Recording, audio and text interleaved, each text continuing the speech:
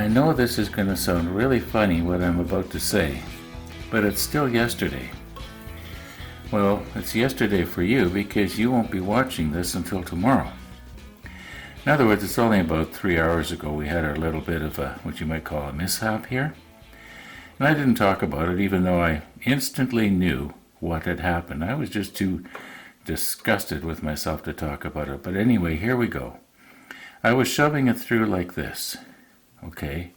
What happened was the blade coming down caught on the end like this, flipped it up, and then of course it just kept on going instantly, as you saw.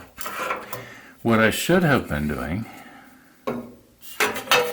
is something like this. I should have been holding it down. Then even if it did start to go down a little bit, I'd be holding it down on the back.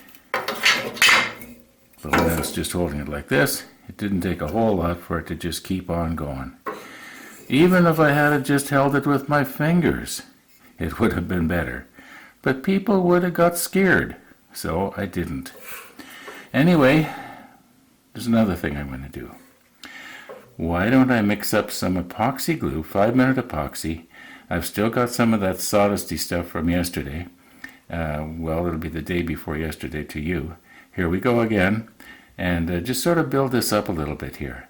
All I have to do is build it up, 1/8 of an inch, and it'll be a lot less chance of it being too close to the brass tube, if you know what I mean.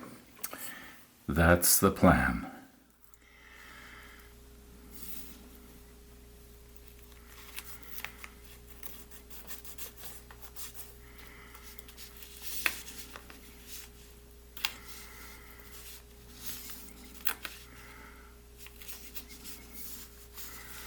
No, I don't want this to be slowly leaking out, so I'll try and get it so it's sealed here. I think that'll work. That should be alright there. Now, of course, the idea is it's not going to take a whole lot. Just fill it up so it's level and I'll be back where we was. I think this will be all right.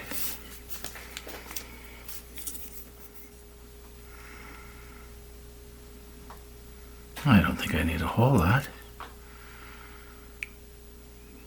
Well, one little tip here. It's very easy with these tubes to accidentally get some of this onto this side or this onto this side. And if you do, you know what's going to happen.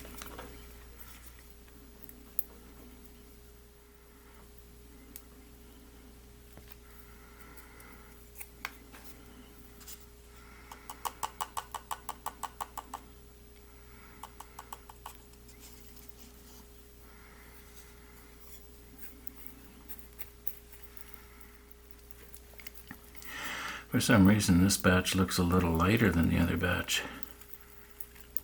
Well, that'll be the character flaw.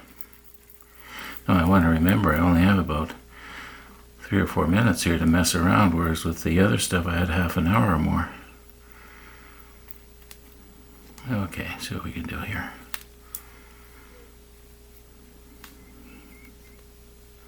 Oh yeah, it's way lighter.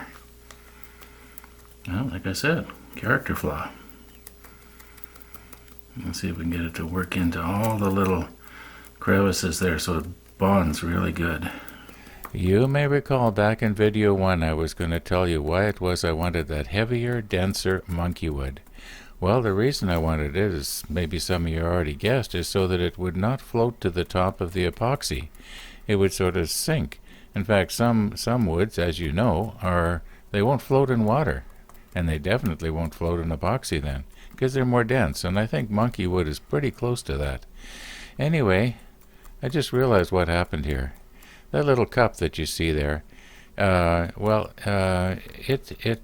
instead of stirring it up, I shook it a little bit to try and mix it up.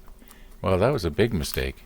The heavier monkey wood settled to the bottom, and the lighter acrylic came to the top, sort of like gasoline and water. Anyway, too late now. I don't want to encapsulate any little air pockets in there either, which is what will happen if this starts to set before I'm finished. So I better quit while the quitting's good here. And if there is any air bubbles, hopefully they'll work their way to the surface here. And once again, because I might want to use a stick again, I'll sacrifice a paper towel. Alright. Now, we'll see what we've got in the morning.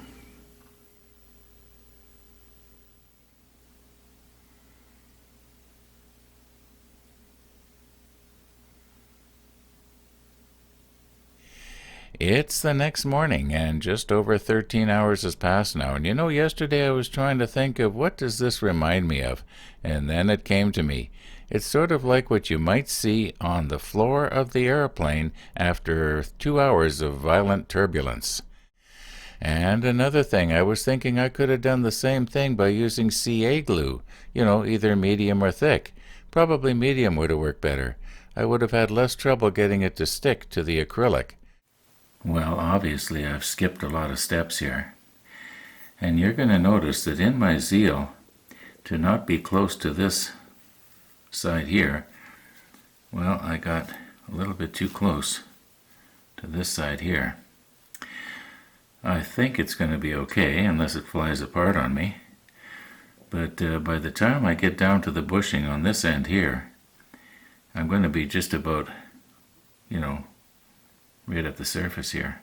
So in other words, I'm not going to be able to round it over very much as like I like to. It's going to be pretty well straight across. Anyway, if it doesn't turn out too good, it doesn't matter. I have 5 more tubes like this. When I ordered this Glacia kit, I did order the extra brass tubes, and so far I haven't wasted one. This might be the first one.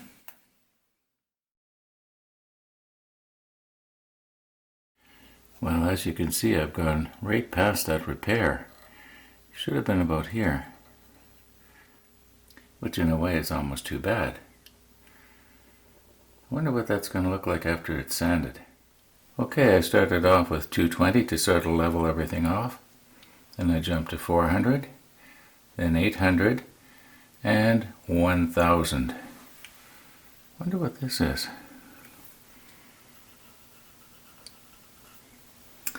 Well, I guess whatever it is, it's going to stay there. Okay, let's do the wet sanding, see what we can... No, you know what? I think I'm going to buff it.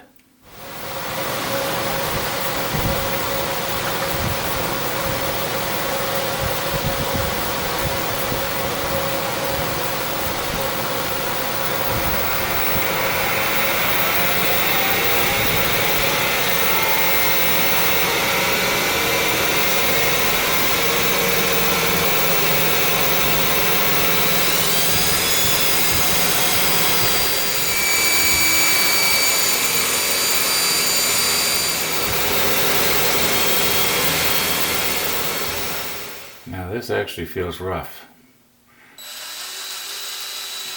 I know it kind of shines, but I think what was happening there is that the friction was melting the acrylic. I think I was pressing too hard.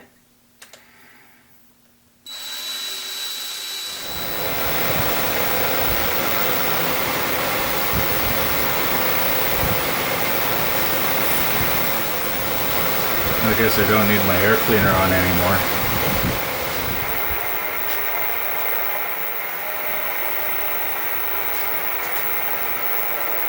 I used the 1000 grit there because I wanted to get the wax off. I was starting out at 1500, and I won't go through all the grits with the camera running, but we'll go right up to the 12,000. See if it looks any better. I think I melted it there on the buffer. Got too aggressive.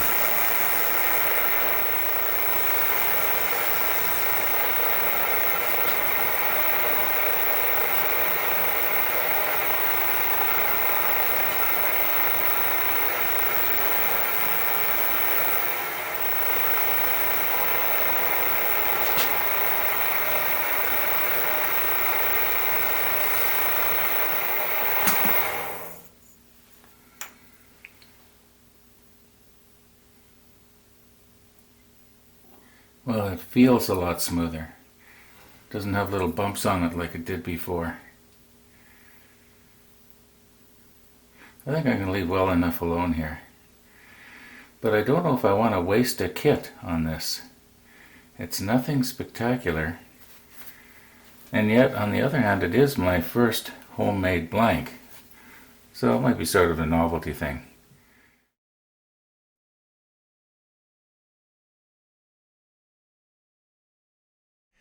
I realize that it doesn't look smooth here, but it really is. If I get the light just right, it's got a mirror smooth finish, and it feels mirror smooth. But I think what's happening is we're actually looking through the clear acrylic, and all those little particles that I've got sanded in there, yeah, they're sort of diffusing the light, and it makes it look sort of, I don't know, like a dull finish, when really it's not.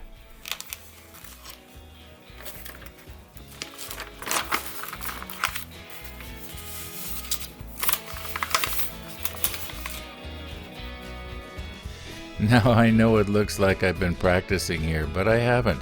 Each one of those tests represents a separate Glacia pen. Thanks for watching. You too, Jackson.